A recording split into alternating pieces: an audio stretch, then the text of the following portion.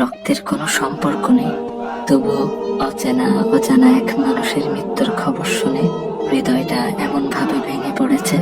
এই ব্যথা কি আগে কখনো অনুভব করেছি? নিজেকেই প্রশ্ন করি। সব সম্পর্ক রক্তে বাঁধা থাকে না।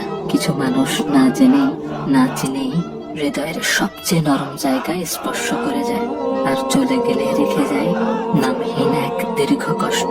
কেন জানি মনে হচ্ছে এই শোকটা শুধু তার চলে যাওয়ার নয়, এ যেন মানবতার এক নীরব অংশের বিদায়। চেনা ছিল না, কথা হয়নি কখনো, তবু তার অনুপস্থিতি হৃদয়ে গভীর শূন্যতা রেখে গেছে।